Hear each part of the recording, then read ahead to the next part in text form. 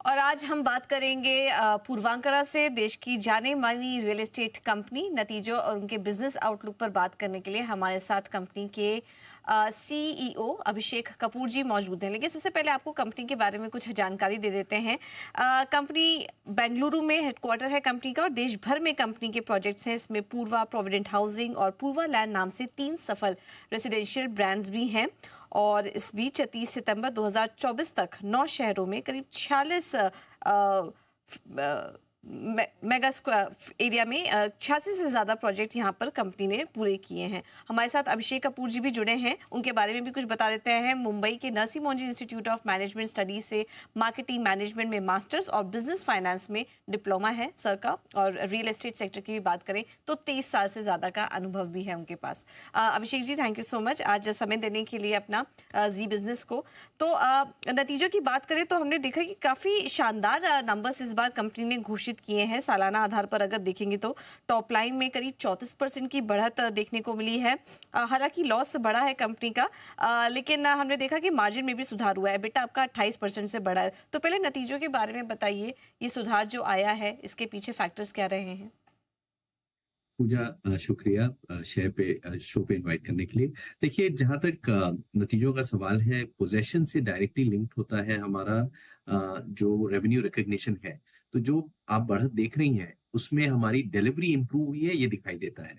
और ये जैसे पिछले साल हमने करीब 3 मिलियन स्क्वायर फुट डिलीवर किया था, और करीब 7 मिलियन स्क्वायर फुट हमने उसको सेल किया था, प्री सेल्स किया था। इस साल हमारा टारगेट है कि हम डिलीवरी करीब करीब 4 मिलियन स्क्वायर फुट की करेंगे। और उसी टारगेट को लेकर के आप देख रही हैं कि ये जो रेवेन्यू रिकग्निशन है वो इम्प्रूव हुआ है। और उसके सामने एबिटा नंबर भी जो इम्प्रूव हुआ है वो रेवेन्यू रिकग्निशन से डायरेक्टली रिलेटेड है। हालांकि जो हमारे कॉस्ट हैं, जो कि सेल्स मार्केटिंग और ओवरहेड्स की कॉस्ट होती है, इंक्रीज जो सेल्स होती है या मार्केट में जो एक्सपेंशन करते हैं, जैसे मुंबई ज्योग्राफी में हम पुणे ज्योग्राफी में हम एक्सपैंड कर रहे हैं, एनसीआर में अब टारगेट कर रहे हैं। तो वो एक्सपेंशन कॉस्ट हमको आज लेनी पड़ती है, और जो सेल्स होती है उसकी भी कॉस्ट हमें आज लेनी पड़ती है। लेकिन जो रेवेन्यू रिकग्नाइज होता है वो जो है, जो डिलीवरी हुई या पुरानी सेल्स की रेवेन्यू रिकग्निशन होती है। इसलिए वो नंबर आपको थोड़ा सा पोस्ट आपको थोड़ा सा कम दिखाई देता है या लॉसेस दिखाई देते हैं। पूर good morning, Neha this side. Sir, मैं अब जानना चाहूंगी कि कंपनी का फोकस किस तरफ होगा। ये मैं इसलिए पूछ रही हूँ क्योंकि सेल्स वॉल्यूम आपके 23% वाई वहां पर ड्रॉप देखने को मिला है, और एवरेज रियलाइजेशन पर स्क्वायर फीट देखे तो वो 9% से बड़ी है। क्या माना जाए, कंपनी का फोकस अब प्रीमियम प्रोजेक्ट्स की तरफ जाएगा? क्या सोच है अब? जी नेहा, आप देखें अगर तो हमारा रियलाइजेशन दोनों ही ब्रांड में, पूर्वांचल और प्रोविडेंट में बढ़ा है। करीब करीब आप 15% मान लें, दोनों ही ब्रांड में रियलाइजेशन बढ़ा है। मींस पर स्क्वायर फुट प्राइस बढ़ा है। और जहां तक सेल्स का सवाल है, सस्टेनेंस सेल्स में भी इंप्रूवमेंट रहा है पिछले साल वर्सेस दिस ईयर 14% का। तो अगर आप ओवरऑल देखें, जो लॉन्चेस हैं वो हमारे थर्ड और फोर्थ क्वार्टर में आएंगे, और उससे हमको further sales, pre sales momentum और ग्रोथ नजर आएगी।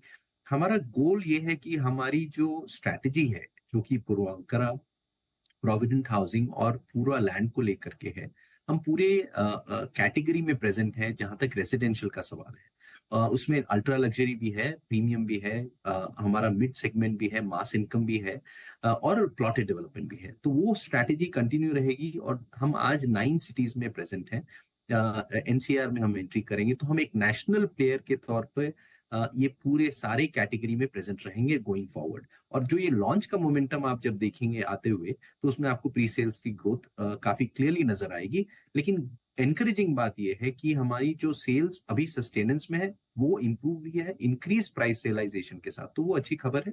और जहां तक कलेक्शन का सवाल है, वो भी बहुत अच्छी खबर है। करीब करीब 2000 करोड़ का कलेक्शन हुआ है पहले हाफ ऑफ द ईयर में। तो वो डायरेक्शन हमें लगता है कि कैश कलेक्शंस और प्री सेल्स और ऑपरेशंस पे कंटिन्यू रहेगा फोकस कंपनी। ठीक है, तो देश भर में कंपनी के प्रोजेक्ट्स ज़्यादातर बेंगलुरु में, और अब एनसीआर में भी एंट्री लेने की तैयारी में है कंपनी। सर, थोड़ा नंबर्स में मुझे एबिटा के इंटरनल्स समझने थे आपसे। इस बार जो मार्जिन के नंबर्स आए मोरलेस 23% के आसपास ही मेंटेन है, और एबिटा में भी करीब 28% की ग्रोथ आपने दर्ज की है।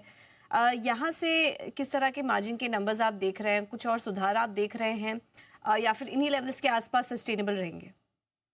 जी देखिए, हमारा जो प्रोजेक्ट लेवल मार्जिन है वो करीब करीब एवरेज 30% पे रहता है एबिटा नंबर। लेकिन जो आप पब्लिश नंबर देखते हैं उसमें जो गैप है वो गैप आता है आपका प्री सेल्स वर्सेस डिलीवरी। आज जैसे पिछले साल हमारा जो गैप था वो करीब करीब 7 मिलियन का प्री सेल्स स्क्वायर फुट था, और जो डिलीवरी हुई वो करीब करीब 3 मिलियन स्क्वायर फुट की हुई। तो जैसे जैसे ये गैप नैरो होता जाएगा, लेकिन देखिए अभी प्री सेल्स टारगेट तो हमारा ग्रोथ का है, तो ऑब्वियसली प्री सेल्स नंबर बढ़ेंगे, लेकिन जो डिलीवरी है वो थोड़ा और ग्रेजुअली बढ़ती है, उस स्पीड से नहीं बढ़ती है जिस स्पीड से प्री सेल्स बढ़ती है, क्योंकि डिलीवरी में करीब 3 से 4 साल लग जाता है वो मोमेंटम आने में, क्योंकि वो डिलीवरी आपको कंस्ट्रक्शन कंप्लीट करना होता है।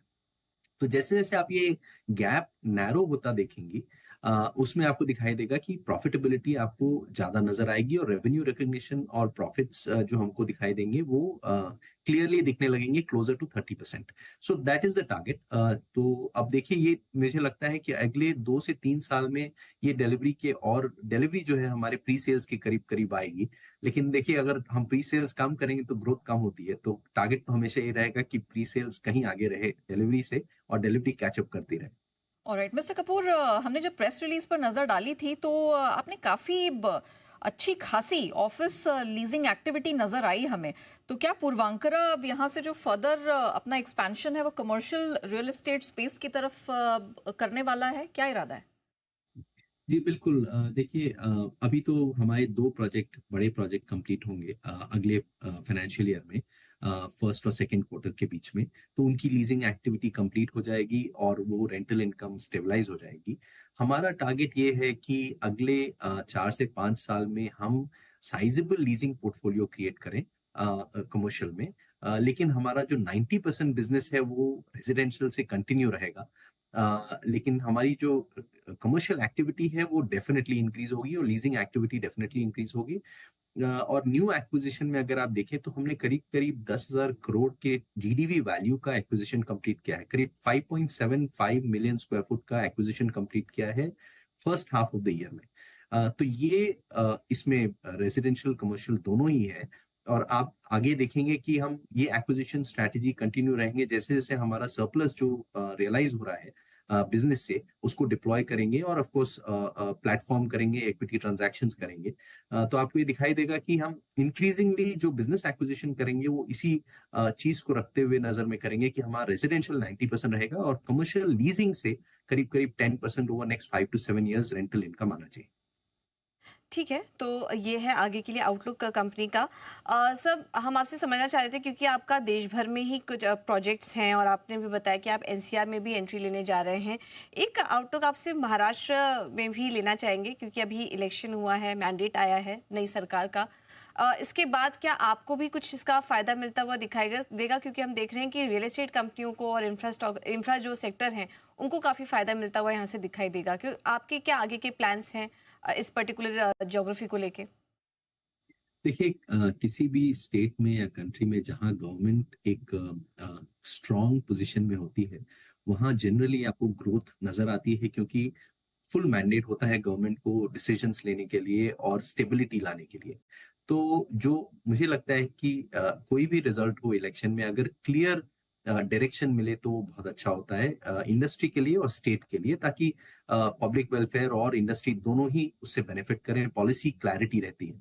तो मुझे लगता है कि महाराष्ट्र में डेफिनेटली एक मोमेंटम आएगा इससे, और अगले 5 साल में ज्यादा से ज्यादा इंफ्रास्ट्रक्चर और रियल एस्टेट का डेवलपमेंट डेफिनेटली होगा मुंबई पुणे शहरों में, स्पेसिफिकली। ऑफ कोर्स नागपुर भी अब पिकअप कर रहा है, तो मुझे लगता है कि काफी स्टेबिलिटी रहेगी और ग्रोथ रहेगी महाराष्ट्र स्टेट में। चलिए, तो महाराष्ट्र स्पेस में रियल एस्टेट स्पेस में और ज़्यादा एक्सपेंशन की तैयारी है। मुंबई पुणे नागपुर पर खास तौर से नज़र रहेगी।